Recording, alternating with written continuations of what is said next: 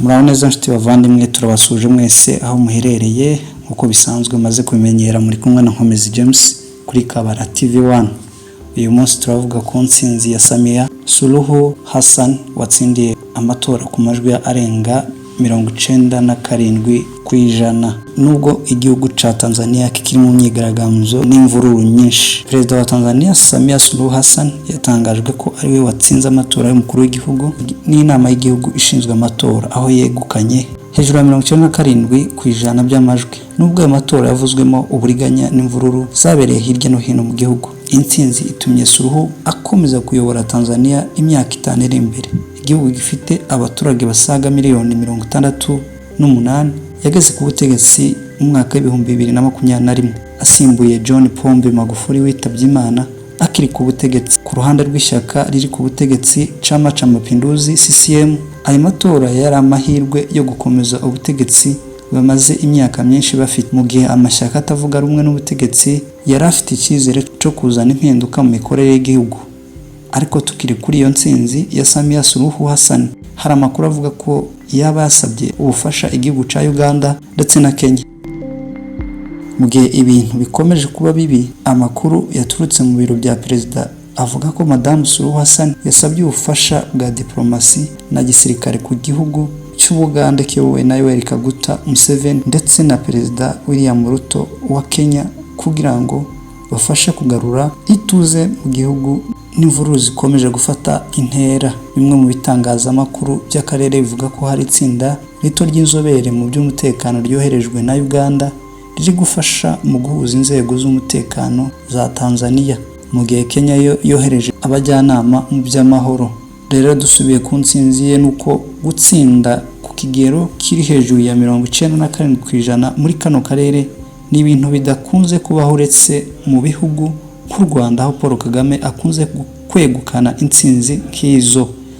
Amakuru y'imyigaragambyo n'ihohoterwa, imiryango iharanira uburenganzira bwa muntu nka Amnesty International n'impuguke za Loni zagaragaje impungenge ku ihohoterwa ry'uburenganzira bwa muntu, harimo gukubitwa, kuburirwa irengero no kwicwa nta rubanza byabaye imbere y'amatora. Mu kwezi kwa Kamena, impuguke za Loni zavuze ko zamenye abarenga 200 baburiwe irengero kuva muri 2019, zigaragaza ko zifite impungenge z'uburyo bwo gucecekesha abatavuga rumwe n'ubutegetsi. Ku munsi w'amatora ku wa gatatu, imyigaragambyo yatangire mu mijyi itandukanye cyane, mu mujyi w'ubucuruzi wa Dar es Salaam, aho abigaragambyaga basenye ibirango by'amatora, abandi batwika inyubako za leta. Polisi yakoresheje amasasu n'imyotsi iryana mu maso yitwa tear gas mu rurimi rw'icyongereza mu kubatatanya. Abigaragambya barimo kwamagana icyemezo cy'akanama k'amatora cyirukanye abakandida babiri bakomeye bari bahanganye na Samia Suluhu, bakavuga ko amatora atarabereye. Abatavuga rumwe n'ubutegetsi barakajwe n'iyirukanwa ryabo. Muri bo harimo Tundu Lissu, Vice Perezida w'ishyaka Chadema, watawe muri yombi mu kwezi kwa Kane ashinjwa ubugambanyi n'ibyaha by'ikoranabuhanga, cyangwa se aho bavuga ko yagambaniye igihugu. Ishyaka rye rikaza kwamburwa uburenganzira bwo kwitabira amatora. Luhaga Mpina, umuyobozi w'ishyaka ACT Wazalendo, nawe yaje gukurwaho ku rutonde rw'abakandida mu kwezi gushize, bituma Samia asigarana abo guhangana nabo batamenyekanye cyane. Iki gihugu cyari gifite izina ryiza muri Afurika yo hagati, kizwiho amahoro n'umutekano. Perezida Samia Suluhu yari yarigaragaje nk'umuyobozi w'umugore wifuza kuzana ubwisanzure n'amavugurura mu gihugu, ariko iminsi 3 ishize yahinduye isura ya Tanzania mu maso y'isi yose. Imibare y'abahitanywe n'imyigaragambyo itandukanye, ishyaka ritavuga rumwe n'ubutegetsi rivuga ko abantu 100 bishwe mu myigaragambyo, aho rivuga abasaga 700, mu gihe ibiro bya Loni bishinzwe uburenganzira bwa muntu bivuga ko byemeje urupfu rw'abantu bari hagati ya 10 mu mijyi 3. Gusa hari ibindi bihuha bivuga ko barenga abo ngabo.